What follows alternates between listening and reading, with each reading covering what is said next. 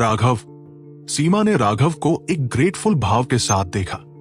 राघव लोगों का उसे अपमान करने पर हंस सकता था, लेकिन अब जब किसी ने उसका अपमान किया था तो ये उसके रिवर्स स्केल को छूने के बराबर था। राघव तुरंत किलिंग के एक देवता बन गया। तुम मौत को कॉटिंग कर रहे हो। इन चेहरे वाला आदमी एनरेज्ड और स्टार्टल था। राघव के इतना डायरेक्ट होने की उम्मीद नहीं कर रहा था। इसके अलावा राघव उसे उदासीनता से देख रहा था, जैसे कि वह एक लाश हो। उसकी आंखों में थोड़ी सी भी भावना नहीं थी।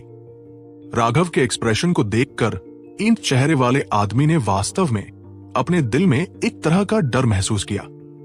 जीवन और मृत्यु की चुनौती किसने शुरू की? अचानक एक आईसी शाउट बज गई और ट्रेजर जेम आइलैंड के सुरक्षात्मक एल्डर्स में से एक बाहर आया। शिष्य ने इस सीनियर डिसाइपल को चुनौती दी। हमारे बीच मौत तक कोई आराम नहीं है, कृपया अपनी सहमति दे। एल्डर, राघव ने कोल्डली कहा। जब एल्डर ने देखा कि यह राघव था तो उसकी प्यूपल्स सिकुड़ गई। उसने स्पष्ट रूप से इस आकृति को पहचाना था जिसने लगभग जुआंटियन दाओ संप्रदाय को अपने सिर पर पलट दिया था। उसे एक सिरदर्द महसूस हुआ। क्या तुम चुनौती स्वीकार करते हो? राघव को पहचानने के बाद उसने अपना मन बदलने की कोशिश करने की जहमत नहीं उठाई। अगर वह कभी दूसरों की सुनता तो उसे राघव नहीं कहा जाता। वह सीधे इन चेहरे वाले आदमी की ओर मुड़ गया। हम्फ, चूंकि वह मरना चाहता है, मैं उसकी मदद करूंगा। शिष्य स्वीकार करता है, इन चेहरे वाले आदमी ने स्नियर्ड किया। उसकी आंखों में एक रूथलेस और सिनिस्टर प्रकाश दिखाई दिया। एल्डर थोड़ी देर के लिए चुप रहा, कुछ के लिए इंतजार करता हुआ लग रहा था। फिर उसने कहा, चुनौती स्वीकार कर ली गई है। जीवन और मृत्यु की लड़ाई अब से 2 घंटे बाद शुरू होगी। ये कहने के बाद वह चला गया। राघव और दूसरे व्यक्ति के बैजेस पर एक ब्राइट रून दिखाई दिया जो उनके आसन्न लड़ाई का सबूत था। उनके पास तैयारी के लिए केवल 2 घंटे थे। राघव, अपने लिए एक अच्छा ताबूत तैयार करो और चिंता मत करो, मैं तुम्हारे लिए तुम्हारी महिला का ख्याल रखूंगा। हाँ, धड़। इन चेहरे वाले आदमी ने अभी अभी बोलना समाप्त किया था जब एक हाथ उसके चेहरे पर थप्पड़ मारा। एक विशाल विस्फोट की आवाज बज गई और उसका सिर लगभग फट गया। उसके सभी दांत एक सुंदर आंख में बाहर उड़ गए। सभी लोगों को स्टनिंग करते हुए देख रहे थे। इन चेहरे वाले आदमी ने खून खांसा। उस थप्पड़ ने उसके चेहरे को केव इन कर दिया, जिससे वह अब बेहद बिजार लग रहा था। मौत को कॉटिंग करना।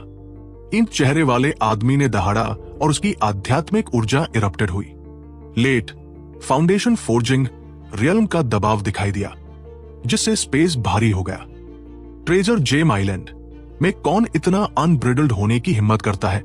एल्डर, जो अभी अभी चला गया था, वापस लौटा चिल्लाते हुए, क्या तुम दोनों को दंडित किया जाना चाहते हो? क्या हो रहा है? वो बहुत तेज जा रहा था और मेरे हाथ से टकरा गया। अगर तुम मुझ पर विश्वास नहीं करते तो उससे पूछो, राघव ने उदासीनता से कहा। यह वही बहाना था और ये एल्डर इसे सहन नहीं कर सका। ये ठीक वैसा ही था जैसे राघव पिछली बार अपने पनिशमेंट से बाहर निकला था। राघव, मैं अभी के लिए हार स्वीकार करता हूं, लेकिन 2 घंटे में मैं तुम्हारी जान ले लूंगा। इन चेहरे वाले आदमी ने अपने दांतों को क्लेंचिंग करते हुए कहा, सिवाय इसके कि वह भूल गया था कि अब उसके पास कोई दांत नहीं थे। वह सीनियर डिसाइपल आग से भरे पेट के साथ चला गया, जबकि राघव और सीमा ने भी उड़ान भरी। उनके जाने के बाद मजा देख रहे लोग भी स्कैटर्ड हो गए। उन्होंने अपने दोस्तों को बुलाया और जीवन और मृत्यु स्टेज पर इकट्ठा हुए। अब देखने के लिए एक अच्छा शो होगा। शुरुआत में लोग उस घंटी को सुनकर फ्लैबरगास्टेड हो गए थे। कोर डिसाइपल्स के लिए उनके बीच जीवन और मृत्यु की लड़ाई लड़ना बहुत दुर्लभ था। नवागंतुक केवल एक बार ऐसी चीज से गुजरे थे। अब उन्होंने चारों ओर पूछा और सीखा कि यह राघव था जिसने एक बार फिर जीवन और मृत्यु की लड़ाई शुरू की थी। यह सुनकर कि यह राघव द्वारा शुरू किया गया था और वह एक सीनियर डिसाइपल को चुनौती दे रहा था जो अभी अभी एक रैंक 6 सेलेस्टियल बनने के लिए एडवांस हुआ था, वे सभी चौंक गए थे। सीनियर अप्रेंटिस ब्रदर राघव वास्तव में लाइवली है। चलो उसका चीयर ऑन करते हैं। हमें निश्चित रूप से उसके लिए चीयर करना है। वो हमारे बाहरी संप्रदाय का गौरव है। हालांकि जीवन और मृत्यु स्टेज आंतरिक संप्रदाय में था। यहां तक कि बाहरी संप्रदाय के शिष्य भी देखने जा सकते थे। अनगिनत शिष्य एक ज्वार की तरह झुंड में आए। क्या बॉस ने जीवन और मृत्यु की चुनौती शुरू की? धिक्कार है, तुम अभी भी किसका इंतजार कर रहे हो? हमारे घर का ख्याल रखो। क्या मतलब है? कौन हमारी चीजें चुराने आता है? जल्दी जल्दी तेज भाइयों, हमारे लिए एक जगह पकड़ो। ड्रैगन ब्लड लीजन जल्दी से रशिंग हुआ। क्राउचिंग ड्रैगन पर्वत पर एक भी व्यक्ति को पीछे नहीं छोड़ते हुए। उनके सभी महत्वपूर्ण कीमती सामान पहले से ही उन पर थे, इसलिए चोरी के बारे में चिंता करने की कोई आवश्यकता नहीं थी। एल्डर हॉल में विभिन्न एल्डर्स एक दूसरे को स्पीचलेसली देख रहे थे। वे महल में थे, जीवन और मृत्यु स्टेज के बाहर लोगों के समुद्र को देख रहे थे। राघव वास्तव में मेहनती है, वो एक भी पल बर्बाद नहीं करता है। रितेश ने बिटरली अपना सिर हिलाया। ये कहने की जरूरत नहीं है कि उसके आने के बाद जुआनटियन दाओ संप्रदाय लाइवलियर हो गया है। अन्य एल्डर्स भी बिटरली मुस्कुराए। ये लाइवलियर क्यों नहीं हो सकता? इस छोटे से समय में राघव ने कितनी परेशानी का कारण बना था। इसके अलावा प्रत्येक मामला इतना विशाल था कि यह डराने वाला था, लेकिन राघव ने इसे इतना स्वाभाविक रूप से और कामली किया, और उसने इसे एक एक करके नहीं किया।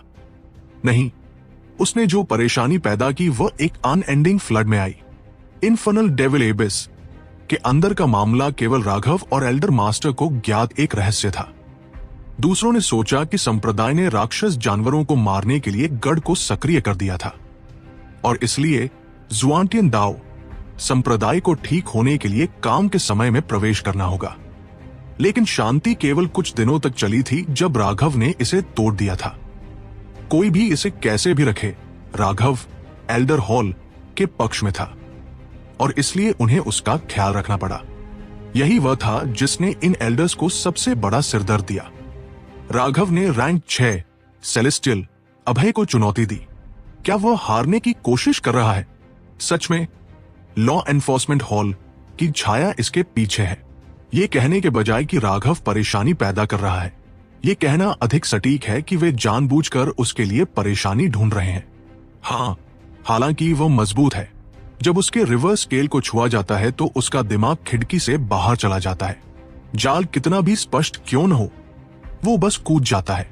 वो अभी अभी फाउंडेशन फोर्जिंग तक पहुंचा है और पहले हेवन स्टेज तक पहुंचने के रूप में भी नहीं गिना जा सकता। भले ही अभय अभी अभी 6ठे रैंक तक एडवांस होने के लिए हेवनली टॉवर ब्लेसिंग से गुजरा हो, जब वह पहले ही फाउंडेशन फोर्जिंग के 7वें हेवन स्टेज तक पहुंच चुका है तो राघव उसे हरा नहीं सकता। एल्डर हॉल मास्टर ने कहा, तुम सब मूर्ख बनाए गए हो। हालांकि राघव की कमजोरी स्पष्ट है, वो एक फूल नहीं है, उसकी अपनी योजनाएं हैं। इसके अलावा उसे कम मत देखो। भले ही राघव अभय को हरा नहीं सकता, यह अभय के लिए राघव को हराना इतना आसान नहीं होगा। सबसे महत्वपूर्ण बात, राघव के पास कभी भी डिफीटेड न होने के अपने कॉन्फिडेंस के आधार पर लड़ाई के लिए लगभग बर्सर्क थर्स्ट है। एक बार जब वह समन होता है तो अभय शायद डिस्ट्रैक्शन के कारण एक ओपनिंग को रिवील करेगा, और इसलिए उसके मरने का मौका वास्तव में काफी अधिक है। अब जब एल्डर हॉल मास्टर ने यह कहा तो दूसरों को सच्चाई याद आई। राघव का सबसे भयानक पहलू ठीक उसकी लड़ाई का तरीका था, जो लगभग सुइसाइडल था।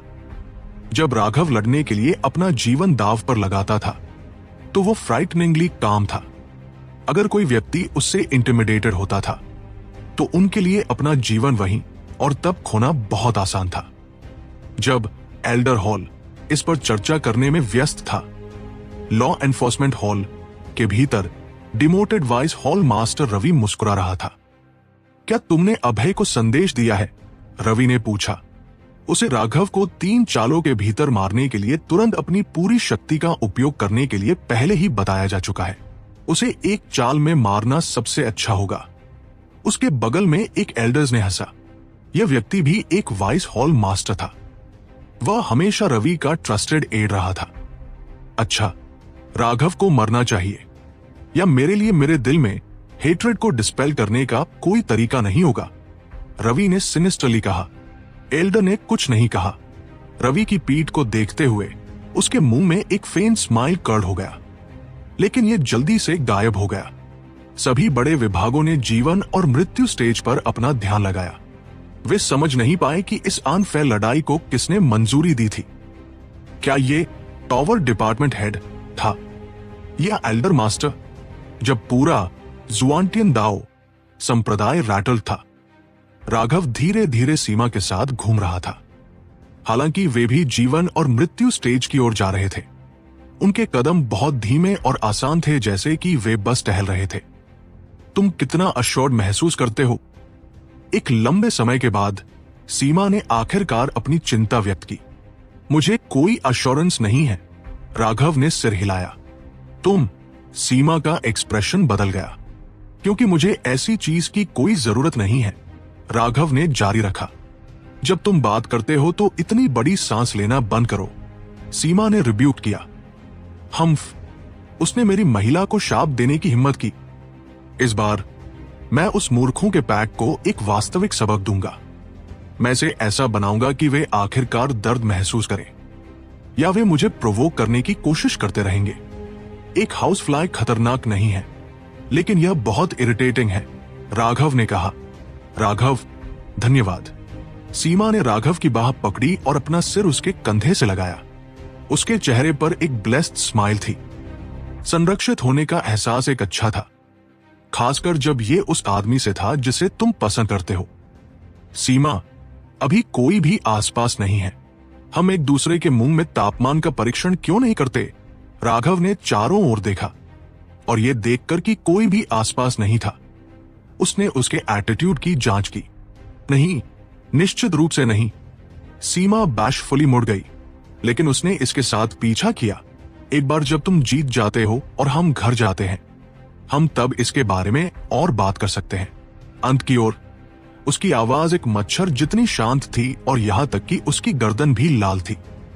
हाँ, तुमने कहा, मैंने नहीं।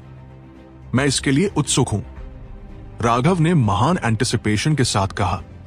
उसे उसके तापमान का परीक्षण किए हुए एक लंबा समय हो गया था। सीमा ब्लश्ड, लेकिन भागी नहीं। उसने बहादुरी से अपना सिर हिलाया, जिससे राघव और भी प्रसन्न हो गया। उसे अभी लड़ाई शुरू करने की इच्छा थी। जब राघव जीवन और मृत्यु स्टेज पर पहुंचा तो उसके चारों ओर लोगों का समुद्र तुरंत एक अप्रोर में इरप्टेड हो गया। राघव की जय, राघव की जय, राघव की जय। राघव ने लाखों शिष्यों को जीवन और मृत्यु के मंच के चारों ओर खड़े देखा। वे तुरंत एक जोरदार जयकार में फूट पड़े, जो एक क्रोधित सुनामी की ध्वनि जैसा था, जिसमें हर लहर पिछली से ज्यादा ऊंची थी। राघव ने सीमा की ओर मुस्कुराते हुए कहा, है, देखो मैं कितना लोकप्रिय हूं। वो इन जयकार करने वाले शिष्यों को देख रहा था, जो इतनी जोर से चिल्ला रहे थे कि उनके चेहरे लाल हो गए थे। इन लाखों शिष्यों में 99% बाहरी संप्रदाय से थे। आंतरिक संप्रदाय के अधिकांश शिष्य एक्सुएंशन टावर में एक्सुएंशन कैटलॉग को समझ रहे थे। इसके अलावा राघव की प्रसिद्धि बाहरी संप्रदाय में सबसे अधिक थी। वह उनके लिए एक देवता समान अस्तित्व था, जिसने उनकी देखभाल की थी। ये बाहरी संप्रदाय के शिष्य सबसे जोर से जयकार कर रहे थे। कुछ लोगों ने अपनी आवाज को और ऊंचा करने के लिए अपना गला फाड़ लिया। चुप हो जाओ, जीवन और मृत्यु के मंच के सामने हंगामा करना मना है। अचानक एक ठंडी चिल्लाहट गूंजी, जिससे उन सभी के कान के पर्दे हिल गए और उनके सिर ऐसे लगे जैसे फट जाएंगे। शिष्यों की जयकार जैसे किसी तलवार से काट दी गई हो, शांत हो गई। लोगों का एक समूह शानदार ढंग से चला आया। वे पिछली पीढ़ी के विशेषज्ञ थे, जिनमें सबसे आगे रजनीश था। उसके पीछे दर्जनों विशेषज्ञ थे। जिस व्यक्ति ने बाहरी संप्रदाय के शिष्यों को चुप रहने के लिए कहा था, वो उनमें से एक था। बाहरी संप्रदाय के अधिकांश शिष्य केवल सी एक्सपांशन स्तर पर थे, जबकि यह व्यक्ति रैंक 6 सेलेस्टियल था। उसके शक्तिशाली दबाव ने लगभग उन सभी को घायल कर दिया। मूर्ख, तुम कौन होते हो हमें चुप रहने को कहने वाले? क्या ये तुम्हारा घर है? दिखावा करने के लिए दूसरों को धमकाओ मत। ठीक इसी क्षण एक आदमी भीड़ से बाहर कूदकर उसे कोसने लगा। यह व्यक्ति ठीक अर्जुन था। अर्जुन अभी अभी एक्सपेंशन कैटलॉग से बाहर आया था जब उसने सुना कि राघव किसी के खिलाफ जीवन और मृत्यु की लड़ाई लड़ने वाला है। अगर वह नहीं आता तो वह अर्जुन नहीं होता। अर्जुन ने तिरस्कार पूर्वक कहा, अगर मैं यहां बात करना चाहता हूं, अगर मैं यहां लोगों को कोसना चाहता हूं, तो तुम क्या कर सकते हो? मुझे काटोगे? राघव ने सुधारते हुए कहा, अर्जुन, तुम किसी व्यक्ति को नहीं बल्कि एक कुत्ते को कोस रहे हो। एक ऐसा कुत्ता जो अपने पिछले पैरों पर चल सकता है। अर्जुन ने अपनी गलती स्वीकार करने का नाटक करते हुए हंसकर कहा, है, बॉस सही है। अब हर कोई मौत की चुप्पी में था। पहले ये बाहरी संप्रदाय के शिष्य केवल राघव के लिए जयकार करने आए थे, लेकिन अब उन्हें एहसास हुआ कि जो हो रहा था वो ये था कि राघव पिछली पीढ़ी के शीर्ष विशेषज्ञ रजनीश के खिलाफ जा रहा था। राघव पहले से ही नई पीढ़ी का सबसे मजबूत विशेषज्ञ था। अब जब वो फाउंडेशन फोर्जिंग में उन्नत हो गया था, तो क्या वो तुरंत पिछली पीढ़ी के रजनीश के खिलाफ जाने की योजना बना रहा था? रजनीश का भाव गहरा हो गया और उसकी आंखों में हत्या के इरादे की एक झलक दिखाई दी। उसने कहा, शब्दों से लड़ना केवल ये दिखाता है कि तुम कितने बच्चे हो। मौत तुम्हारे दरवाजे पर खड़ी है, फिर भी तुम ऐसे जंगली शब्द बोलने की हिम्मत करते हो। क्या मूर्खता है। हम तुम्हारी मौत का अद्भुत दृश्य देखने आए हैं। दूसरे शब्दों में, तुम यहां तमाशा देखने आए हो। तो फिर तुम्हें दूसरों को शांत रहने के लिए कहने का क्या अधिकार है? तुम यहां अपनी बकवास बोलने आए हो, तो दूसरे क्यों नहीं बोल सकते? क्या तुम सोचते हो कि तुम एल्डर मास्टर हो? मुझे लोगों के दिखावा करने से कोई आपत्ति नहीं है, लेकिन मैं किसी को भी मुझसे ज्यादा दिखावा करने की अनुमति नहीं दूंगा। अर्जुन ने कोसते हुए कहा, भाइयों, हमारा नारा क्या है? ड्रैगन ब्लड लीजन के अलावा दिखावा करने वालों को पीटना होगा। हालांकि ड्रैगन ब्लड लीजन के केवल कुछ 100 सदस्य ही आए थे, फिर भी उन्होंने अर्जुन के लिए जयकार की। अर्जुन ने मांग की, क्या तुमने सुना? भविष्य में अगर तुम दिखावा करना चाहते हो तो तुम्हें आकर ड्रैगन ब्लड लीजन की अनुमति लेनी होगी। तुम्हें दिखावा करने से पहले अपनी दिखावा साख प्राप्त करनी होगी। मूर्ख समझे। रजनीश दहाड़ा, तुम सब मौत को दावत दे रहे हो। उसकी आवाज के कारण पूरी जमीन हिल गई। वो एक भड़के हुए शेर जैसा लग रहा था। रजनीश की हैसियत के साथ उसे अर्जुन के साथ झगड़ा करने से नफरत करनी चाहिए, लेकिन अर्जुन की दूसरों को क्रोधित करने की क्षमता राघव की शिक्षाओं के कारण केवल कुछ शब्दों के साथ उसे क्रोधित करने की सीमा तक पहुंच गई थी। अर्जुन ने उदासीनता से कंधा उचकाते हुए कहा, तुम्हारे जैसा विष्ठा का टुकड़ा यही है। मुझे और खोजने की क्या जरूरत है? रजनीश की आंखें आग उगलने वाली थी। अगर यहां लोगों पर हमला करना नियमों के खिलाफ नहीं होता तो उसने अर्जुन को बहुत पहले ही कुचल दिया होता। अचानक जीवन और मृत्यु के मंच के चारों ओर एक विशाल अवरोध दिखाई दिया। ये एक वर्गाकार केस जैसा था जो मंच को पूरी तरह से ढके हुए था। मंच पर लगे रून्स चमक उठे और हर किसी की चकित आंखों के सामने मंच पर लगी ईंटें गायब हो गई। उनकी जगह चट्टान के विशाल खंडों ने ले ली। इन चट्टानों में से प्रत्येक की सतह पर एक विशाल रून था और सभी रून्स आपस में जुड़े हुए थे, जिससे मंच के ऊपर एक अविश्वसनीय रूप से मजबूत और निर्बाध शरीर बन गया था। यह किंग्स के लिए मार्शल स्टेज है। वरिष्ठ शिष्यों ने अनैच्छिक रूप से हैरानी भरी चीखें निकाली। मार्शल स्टेज से अब जो भारी आभा आ रही थी उससे उनके लिए सांस लेना मुश्किल हो गया था। यह केवल किंग्स के लिए इस्तेमाल किया जाने वाला मंच था। राघव, हम तुम्हारे लिए जयकार करने आए हैं। इसी क्षण मुकेश और मनीषा लोगों के एक और समूह को लेकर आए। राघव हंसा।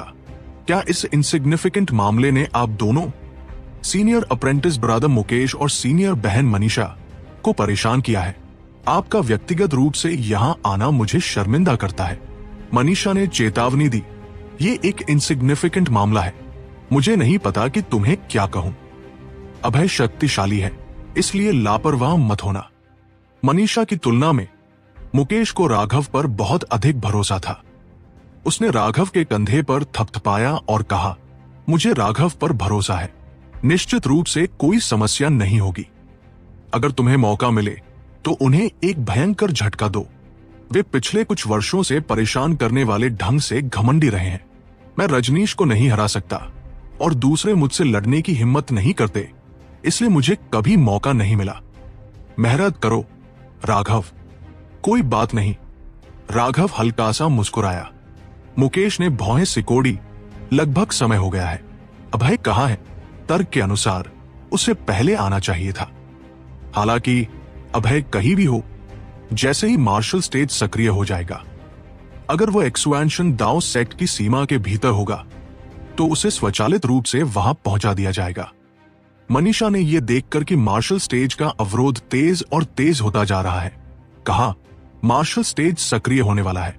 अपनी तैयारी करो और लापरवाह मत होना। हम तुम्हारी जीत के लिए प्रार्थना करेंगे। राघव हंसा। विश्वास रखो। Senior apprentice system Manisha. अचानक उसका बैज चमक उठा और उसे मार्शल स्टेज पर पहुंचा दिया गया। जैसे ही वह मार्शल स्टेज पर उतरा, उसके सामने एक आकृति दिखाई दी। अभय भी आ गया था। एक बार फिर जयकार गूंज उठी। अर्जुन की तेज आवाज भीड़ के ऊपर गूंजी, बॉस की जय। ड्रैगन ब्लड लीजन ने उसकी जयकार का समर्थन किया और फिर बाहरी संप्रदाय के शिष्यों ने भी उसका अनुसरण किया। उनकी जोरदार आवाजें एक बार फिर लहरों में गूंज उठीं। रजनीश और अन्य लोगों के भाव गहरे हो गए। उन्होंने उन सभी को फिर से चुप रहने के लिए कहने की हिम्मत नहीं की, लेकिन शिष्यों को राघव के लिए जयकार करते हुए सुनकर उन्हें चिढ़ हुई। सीमा मनीषा के साथ खड़ी होने के लिए चली गई। मार्शल स्टेज पर उस आकृति के लिए इतने सारे लोगों को भावुकता से जयकार करते हुए देखकर वो गर्व से भर गई। अभय का चेहरा पहले ही ठीक हो चुका था। वो अपने ईंट चेहरे वाले रूप में लौट आया था और उसके दांत फिर से उगाए थे। इतना ही नहीं, उसके शरीर से निकलने वाले ऊर्जा के उतार चढ़ाव ने भी उसके चारों ओर की जगह को कांप दिया। राघव ने थोड़ी हैरानी के साथ अभय को देखा। ओह, तुम डोपिंग कर रहे हो। हालांकि मार्शल स्टेज पर मौजूद लोग बाहरी दुनिया की आवाजें नहीं सुन सकते थे, लेकिन अंदर की आवाजें बाहर के लोगों को स्पष्ट रूप से सुनाई दे रही थी। सभी शिष्य चौंक गए, स्थिति को पूरी तरह से नहीं समझ पा रहे थे। राघव ने एक पल के लिए अभय को देखा और आसानी से पहचान लिया कि उसने कौन सी औषधीय गोली का सेवन किया था।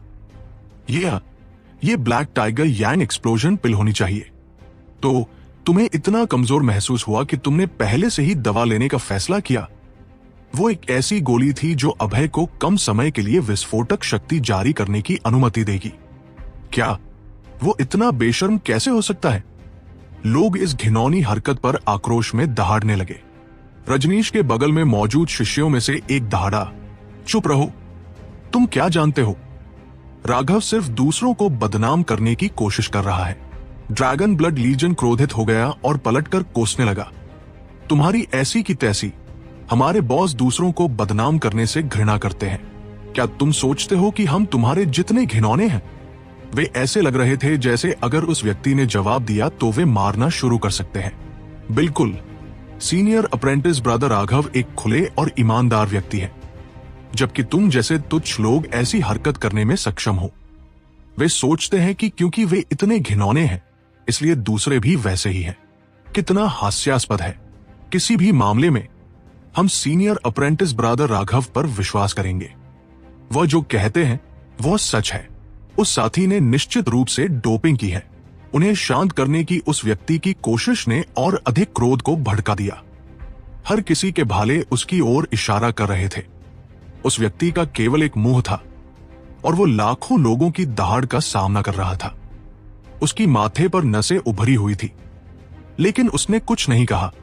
राघव के शब्दों के कारण अभय को अपराध बोध की एक झलक महसूस हुई। उसने वास्तव में दवा ली थी। मूल रूप से वो नहीं लेना चाहता था, क्योंकि उसे राघव को मारने में विश्वास था, लेकिन उच्चाधिकारियों ने उसे इसे लेने और राघव को 3 चालों के भीतर मारने का आदेश दिया था। यह सबसे अच्छा होगा अगर वह उसे पलटवार करने का कोई मौका दिए बिना केवल एक चाल में राघव का जीवन ले सकता। इसलिए उसके पास डोपिंग करने के अलावा कोई विकल्प नहीं था। अब जब राघव ने उसे बेनकाब कर दिया था तो वह शर्मिंदा और क्रोधित था। उसकी आभा बढ़ी और उसके चारों ओर 6 रंगों के रुंज दिखाई दिए। मार्शल स्टेज का अवरोध उसकी आभा से कांपने लगा। राघव, आज तुम निश्चित रूप से मरोगे।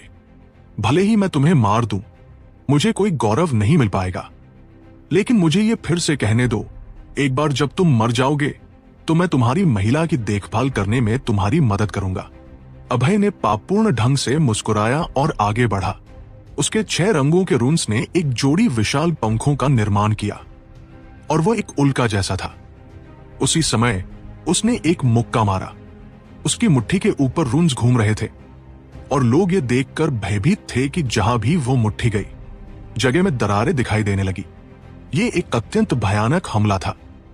अभय ने राघव को एक ही वार में मारने के लिए अपनी पूरी शक्ति तुरंत जारी कर दी थी। ऐसे भयानक मुक्के के सामने राघव ने बिना जल्दी किए अपना हाथ उठाया। उसके 108,000 एक्यूपंक्चर बिंदु हल्के से हिले और एक विशाल ऊर्जा एक ज्वालामुखी की तरह फूट पड़ी। मौत बकवास लगती है। जो चीज सबको चौंका गई वह यह थी कि राघव ने उस भयानक मुक्के से बचने की जरा भी कोशिश नहीं की। उसने बस अपना एक हाथ ऊपर उठाया। सचमुच मौत को दावत दे रहा है। रजनीश के पीछे खड़े विशेषज्ञों में से एक ने उपहास किया। वह पहले ही राघव के संपर्क में आते ही फट जाने का दृश्य देख सकता था। यहां तक कि मनीषा और मुकेश भी चौंक गए थे। आखिरकार राघव क्या सोच रहा था?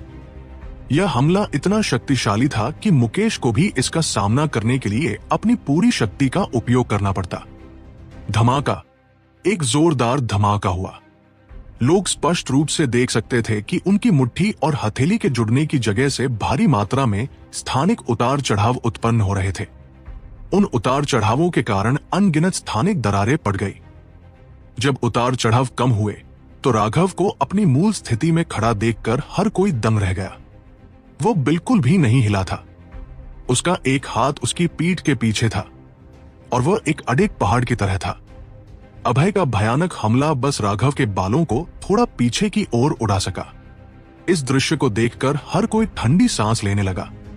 रजनीश का चेहरा बदल गया। वास्तव में एल्डर्स और हॉल मास्टर सहित सभी का हाव भाव बदल गया। ये किस तरह की शक्ति है? एल्डर हॉल के एल्डर्स सदमे में घूर रहे थे।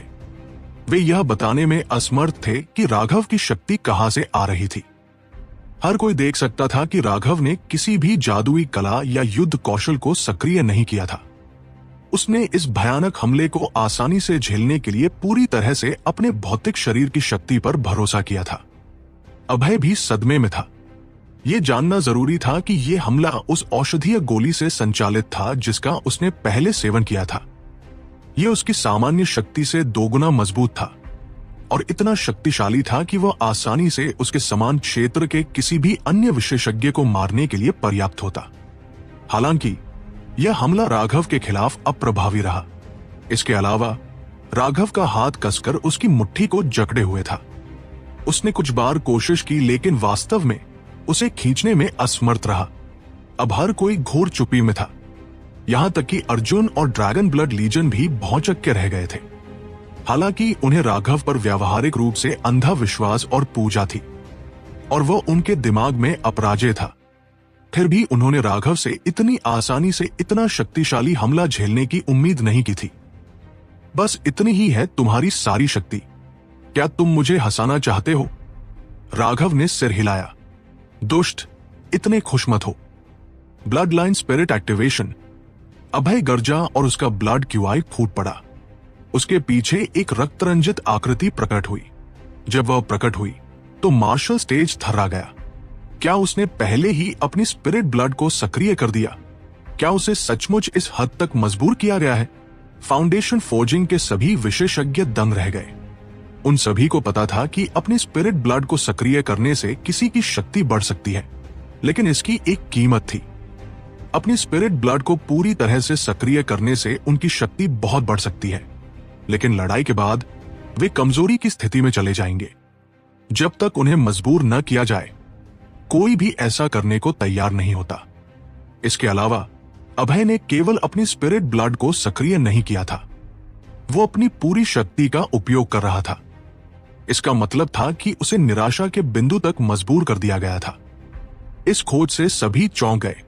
बस एक साधारण आदान प्रदान ने अभय को अपने सभी ट्रम्प कार्ड्स को उजागर करने के लिए मजबूर कर दिया था। शायद लड़ाई बाहर से दिखने की तुलना में अधिक जटिल थी। दूर हो जाओ, अभय चिल्लाया और एक भयंकर ऊर्जा राघव के बढ़े हुए हाथ से टकराई। धमाका। राघव के लंबे बाल पीछे की ओर उड़ गए, लेकिन उसके शरीर ने आधा कदम भी पीछे नहीं लिया। उसका हाथ अभी भी अभय की मुट्ठी को कसकर जकड़े हुए था और उसने आंख भी नहीं झपकी। असंभव, दुष्ट, मर जा। आखिरकार अभय की आंखों में आतंक का एक निशान दिखाई दिया। उसने पाया कि वह जो भी कोशिश करता है वो राघव को जरा भी विचलित करने में असमर्थ था। उसके दिल में एक बुरा एहसास हुआ। अचानक उसके पैर पर रोशनी दिखाई दी और उसने राघव के पेट पर एक किक मारी। अभय आखिरकार डर गया था। बाहर के लोग शायद न बता पाए, लेकिन वो पहले ही अपनी सारी शक्ति का इस्तेमाल कर चुका था। इससे उसे एक बहुत ही बुरे परिणाम के बारे में सोचने पर मजबूर होना पड़ा। राघव ने एक बार फिर सिर हिलाया। चूंकि तुमने अपने सभी कौशल का उपयोग कर लिया है, अलविदा। जैसे ही अभय की किक उस तक पहुंचने वाली थी, राघव ने अपने हाथ में शक्ति बढ़ा दी। उसने अभय को हवा में उठाया और फिर उसे जमीन पर दे मारा। धड़ाम। रक्त का धुंध मार्शल स्टेज को भर गया। अभय बस ऐसे ही मारा गया। जमीन बहुत सख्त थी। उसकी कठोरता ऐसी थी कि यहां तक कि किंग्स भी उसे नुकसान पहुंचाने में असमर्थ होते, और इसलिए अभय फट गया। राघव द्वारा जमीन पर एक आधी बाह फेंक दी गई। यही एकमात्र चीज थी जो ये गवाही देती थी कि अभय कभी इस दुनिया में मौजूद था। उस बाह के मार्शल स्टेज पर उतरने की आवाज जोरदार नहीं थी, और फिर भी ये लोगों के दिलों के सबसे कमजोर हिस्सों पर हथौड़ा मारने जैसी थी। हर कोई चुप था, यहां तक कि एल्डर हॉल और लॉ एनफोर्समेंट हॉल के एल्डर्स भी चुप थे। Hall masters, pavilion masters, palace masters, हर कोई चुप था। एक्शॉट तत्काल मारना, और सबसे आसान संभव एक्शॉट तत्काल मारना, यह ऐसा था जैसे एक मेंढक ने किसी को उकसाया हो, पकड़ा गया हो और फिर जमीन पर पटक दिया गया हो। बाघ को फेंकते हुए राघव भी हैरान था। ऐसा लग रहा था कि उसने अपने 108,000 मूल रनों की शक्ति को कम करके आका था। न केवल अभय का शरीर नष्ट हो गया, बल्कि राघव यह भी महसूस कर सकता था कि उस पल में, यहां तक कि उसकी आत्मा भी उसके शरीर में बंद हो गई थी, उसके शरीर के साथ नष्ट हो गई थी। राघव ने अंदर ही अंदर आह भरी। निश्चित रूप से 9 स्टार हेगेमन बॉडी आर्ट के रहस्य बहुत बड़े हैं। मैं जो जानता हूं वो शायद सिर्फ हिमशैल का सिरा है। हालांकि ये जितना मजबूत था, वो उतना ही चिंतित हो गया। उसे लगा जैसे वह एक बड़े भंवर में है, असहाय रूप से संघर्ष कर रहा है। जब अभय मारा गया तो राघव के प्राइमल कैओस स्पेस में पेड़ पर एक नया हेवनली दाव फ्रूट दिखाई दिया। यह रैंक 6 का हेवनली दाव फ्रूट था।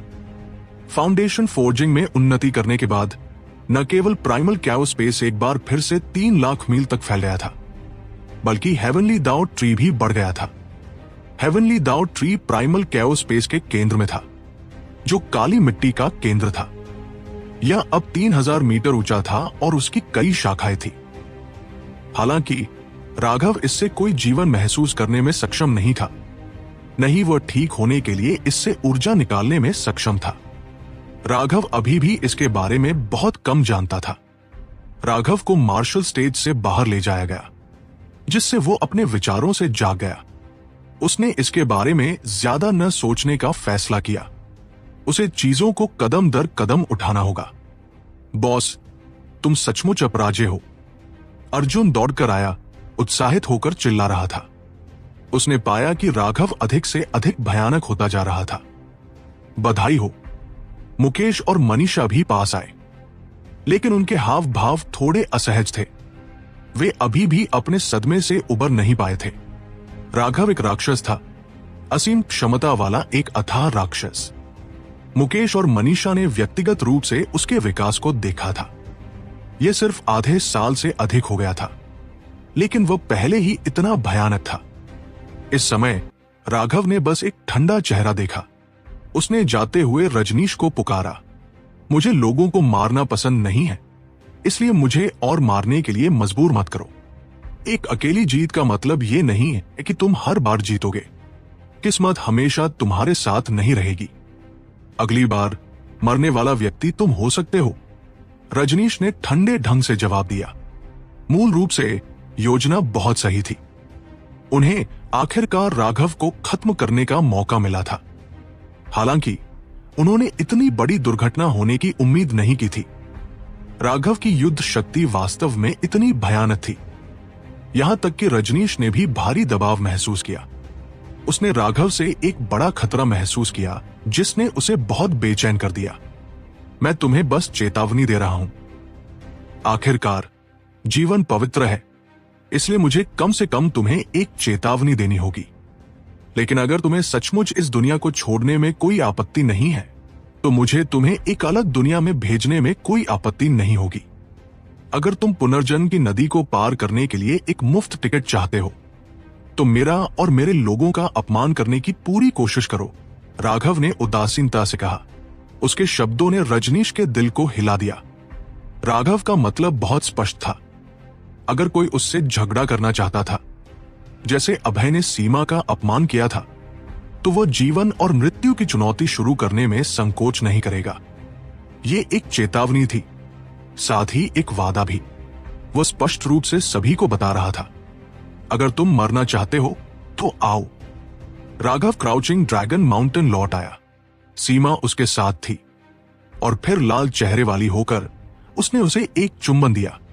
इसे उसके पिछले वादे को पूरा करने के रूप में गिना जा सकता था। लेकिन जब राघव अपनी भावनाओं में बहुत अधिक डूब गया और उसके हाथ अनाज्ञाकारी होने लगे, तो सीमा ने उसे रोक दिया। सबसे अजीब बात यह थी कि यह इसी क्षण था कि सुरेश आ गई। ओह बहन सुरेश, कितना संयोग, राघव हंसा, जिससे अजीब माहौल टूट गया। सीमा सिर उठाने की हिम्मत नहीं कर पाई। सुरेश ने सीधे ऐसा अभिनय किया जैसे उसने कुछ नहीं देखा है और कहा, देवेश का कहना है कि बाहरी संप्रदाय में कई गोलियां बिक चुकी है और बाकी खत्म होने वाली है। वो कीमत बढ़ाने का सुझाव देता है। आखिरकार हमारी गोलियां 10,000 पिल हॉल की तुलना में अधिक प्रभावी और सस्ती है। हम अधिक लाभ कमा सकते हैं और स्टॉक कितनी तेजी से खत्म होने से बच सकते हैं। कीमत मत बढ़ाओ, इससे हमारी प्रतिष्ठा प्रभावित होगी। अगर हम दीर्घकालिक विकास चाहते हैं तो प्रतिष्ठा बहुत महत्वपूर्ण है। उसे बताओ कि मेरे पास अब और गोलियों को परिष्कृत करने के लिए कुछ दिन है। बिक चुकी गोलियों को जल्दी से फिर से स्टॉक किया जाएगा, राघव ने कहा। सुरेश ने सिर हिलाया और चली गई। उसके जाने के बाद सीमा ने क्रूरता से राघव को चिकोटी काटी। ये सब उसकी गलती थी कि वह शर्मिंदा हुई थी। राघव ने वहीं से जारी रखने की कोशिश की जहां उन्होंने छोड़ा था, लेकिन उसने जो कुछ भी कहा सीमा ने मना कर दिया। वो सीधे एकांत में भाग गई और इसलिए राघव ने गोलियों को परिष्कृत करने के लिए शीन को बुलाया। हालांकि उन्हें अब अंकों की कमी नहीं थी। अगर आपने कुछ शुरू किया तो आपको उसे खत्म करना चाहिए। वह उनका उपयोग करने के बाद बाहरी संप्रदाय के शिष्यों को यूं ही नहीं छोड़ सकता था। सौभाग्य से शीन अपने दम पर गोलियों को परिष्कृत कर सकता था और एक ही समय में 8 गोली भट्टियों का उपयोग कर सकता था। बस एक दिन का कीमिया उन्हें 1 महीने तक स्टॉक रखने के लिए पर्याप्त था। इसके अलावा उन्होंने जो अंक प्राप्त किए उनमें मूल रूप से कोई विनिर्माण लागत नहीं थी। यह विशुद्ध रूप से लाभ था। एक दिन की कीमिया और सभी प्रकार की गोलियों को परिष्कृत करने के बाद उसने उन्हें देवेश को सौंप दिया। उसे कुछ निर्देश देने के बाद राघव 10,000 पिल हॉल गया। यह राघव का 10,000 पिल हॉल में तीसरा दौरा था। जो लड़की उनकी सेवा में थी वो अभी भी वही थी। वो अत्यंत विनम्र थी, लेकिन हमेशा उनसे एक निश्चित दूरी बनाए रखती थी। राघव ने कहा, मैं कुछ अर्थ फ्लेम्स खरीदने आया हूं। हमारे पास कुल 7 अर्थ फ्लेम सीड्स हैं। वे हैं। उसने जल्दी से अपने माल का परिचय दिया। अर्थ फ्लेम सीड्स उन अर्थ फ्लेम्स को संदर्भित करते हैं जिनकी चेतना मिटा दी गई है, जिससे केवल उनकी मुख्य ऊर्जा शेष बचती है। अन्य लोग उन्हें नियंत्रित कर सकते हैं और उन्हें बढ़ा सकते हैं। राघव ने पूछा, क्या कोई अर्थ फ्लेम बीस्ट्स नहीं है? हालांकि अर्थ फ्लेम सीड्स ठीक थे, लेकिन वे वो नहीं थे जिनकी राघव को आवश्यकता थी। वो अर्थ फ्लेम बीस्ट चाहते थे जिन्हें शीन सीधे निगल सके। इस तरह उसकी शक्ति तेजी से बढ़ेगी। यदि वो अर्थ फ्लेम सीड्स का उपयोग करता तो उन्हें बढ़ाने में लंबा समय लगता और वो इंतजार नहीं करना चाहते थे। उसने अजीब भाव से कहा, पहले हमारे पास कुछ थे, लेकिन अब नहीं है। इसका क्या मतलब था? उसके अजीब भाव को देखकर उन्होंने अचानक पूछा, ऐसा तो नहीं कि दाओ सेक के पास केवल वे 2 ही अर्थ फ्लेम बीस्ट थे? राघव के शीन ने 4 अर्थ फ्लेम बीस्ट को निगला था और वे सभी नासिर से आए थे। उन अर्थ फ्लेम बीस्ट को निगलने से शीन की शक्ति आसमान छू गई थी। अब जब राघव के पास पैसा था तो वह कुछ और चाहते थे। उसने कहा, हाँ, सामान्य तौर पर अर्थ फ्लेम बीस्ट बहुत उपयोगी नहीं होते, क्योंकि हर किसी में उन्हें वश में करने की क्षमता नहीं होती है। उन 2 अर्थ फ्लेम बीस्ट को एक्सुएंशन दाओ सेक द्वारा लंबे समय तक कैद रखा गया था। सामान्य अग्नि कृषकों के लिए अर्थ फ्लेम सीड्स बेहतर होते हैं। राघव ने इस बारे में सोचा और समझा। एक अर्थ फ्लेम बीस्ट को वश में करना बहुत मुश्किल था और पलटवार का खतरा बहुत अधिक था। भले ही कोई जोखिम लेने को तैयार हो सकता है कि उनके पास योग्यता न हो। दूसरी ओर अर्थ फ्लेम सीड शिष्यों के लिए सबसे उपयुक्त थे। हालांकि उन्हें बढ़ाने में अधिक समय लगता था, लेकिन यह सुरक्षित था और उन्हें नियंत्रित करना आसान होगा। राघव ने पूछा, तो अर्थ फ्लेम सीड्स की कीमत कितने पॉइंट्स है? उसने कहा, उनकी कीमत अर्थ फ्लेम बीस्ट से अधिक है और उनका मूल्य उनकी रैंकिंग के अनुसार बढ़ता है। सबसे सस्ते की कीमत 15 मिलियन पॉइंट्स है, जबकि सबसे महंगे की कीमत 80 मिलियन पॉइंट्स है। राघव ने कसम खाई, ये तो एक किंग आइटम से भी महंगा था। लेकिन फिर इस बारे में सोचते हुए एक अल्केमिस्ट एक अर्थ फ्लेम को वश में करने के बाद जो धन कमा सकता था, वो निवेश से कहीं अधिक था। इसे उचित ही माना जा सकता था। उसने पूछा, आप कौन सा चाहते हैं? राघव ने कहा, वे सभी। किसी भी स्थिति में कीमत पर मोल भाव करने का कोई तरीका नहीं था, इसलिए उन्होंने समय बर्बाद करने की जहमत नहीं उठाई। फिलहाल उनके पास बहुत सारे पॉइंट्स थे, इसलिए उन्होंने बस सीधे उन सभी को खरीदने का फैसला किया। हालांकि वे सीड्स बहुत उपयोगी नहीं थे, वो उन्हें सूअर पालने की तरह बढ़ा सकते थे। एक बार जब वे अच्छे और मोटे हो जाते तो वो उन्हें शीन को खिला सकते थे। ठीक है, तो लड़की ने तुरंत किसी को उन्हें लाने का आदेश दिया। एक पल रुकिए, अचानक एक एल्डर अंदर आया। वो वही व्यक्ति था जिसने उन्हें आयरन स्प्रूस ओक्स खरीदने से रोकने की कोशिश की थी। एल्केमी पवेलियन का वो एल्डर जिसका सिर राघव ने लगभग काट दिया था। 10,000 पिल हॉल एल्केमी पवेलियन का व्यवसाय था और इसलिए स्वाभाविक रूप से वही इसे चलाते थे। उनके पास उन दवाइयों या वस्तुओं को संशोधित करने का अधिकार था जिन्हें वे बेचते थे। बूढ़े, क्या तुम्हारी गर्दन में खुजली हो रही है? राघव ने उसे घूर कर देखा। उन्होंने अनुमान लगा लिया था कि इस मामले से एक बार फिर कुछ लहरें उठेंगी। वो क्रोधित हुआ, कितने अहंकारी हो तुम, एक एल्डर के प्रति असभ्य होने की हिम्मत करते हो। क्या तुम्हें लगता है कि मुझे धमकी देना काम करेगा? मैंने एक बार तुम्हारा सिर काटने की हिम्मत की थी, तो मैं क्या नहीं कर सकता? एक्सुएंशन दाओ सेक्ट वास्तव में तुम जैसे बेवकूफों के सामने आने के लिए बहुत शांतिपूर्ण रहा है। अगर तुम युद्ध के मैदान पर होते तो तुम जैसे कीट एक दिन भी जीवित नहीं रह पाते।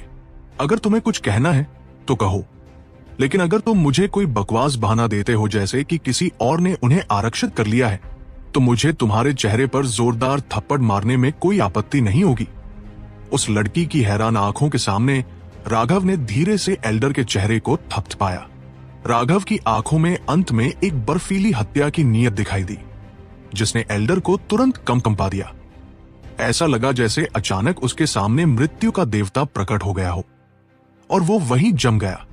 उसे महसूस हुआ कि मृत्यु की तलवार पहले ही उसके कंधे पर दबा दी गई है। अगर वो हिला तो उसका सिर तुरंत उठ जाएगा। इसलिए भले ही राघव ने उसके चेहरे को छुआ, उसने हिलने की हिम्मत नहीं की।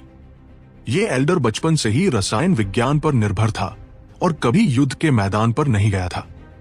जैसे ही राघव ने अपनी हत्या की नीयत जारी की, वह इसे सहन नहीं कर सका। वो कांपती आवाज में चिल्लाया, तुम क्या करने की सोच रहे हो? मैं तुम्हें चेतावनी दे रहा हूं, कुछ भी पागलपन मत करो। राघव ने कहा, यह मैं नहीं कर रहा हूं, बल्कि तुम कर रहे हो। 10,000 पिल हॉल में काम करने वाले लोग सभी दंग रह गए। ये पहली बार था जब उन्होंने किसी शिष्य को एक एल्डर से बात करते समय उसके चेहरे को थपथपाते हुए देखा था। एल्डर ने घबराते हुए फुसफुसाया, नियमों में एक स्पष्ट खंड है। एल्केमी शिष्य केवल एक अर्थ फ्लेम रख सकते हैं। एक खरीदने के बाद वे और नहीं खरीद सकते। लड़की ने विनती की, सीनियर अप्रेंटिस ब्रदर, एल्डरसन के लिए चीजों को मुश्किल मत बनाओ। ये वास्तव में नियमों में से एक है। मुझे खेद है, लेकिन मैं बस भूल गई, जिससे आपका समय बर्बाद हुआ। कृपया मेरे लिए चीजों को मुश्किल मत बनाओ। राघव ने उसकी ओर देखा। हालांकि वह ईमानदार थी। राघव का मुंह घूम गया। ये एक बार फिर वही रूटीन था। वो स्पष्ट रूप से जानती थी कि वो उसके साथ कुछ नहीं करेंगे, और इसलिए उसने जानबूझकर दोष खुद पर लिया। मदद मिलने के बाद एल्डर निश्चित रूप से उसके बारे में अच्छी राय बनाएगा और उसके पदोन्नत होने की संभावना बढ़ जाएगी। हालांकि वो जीत गई थी।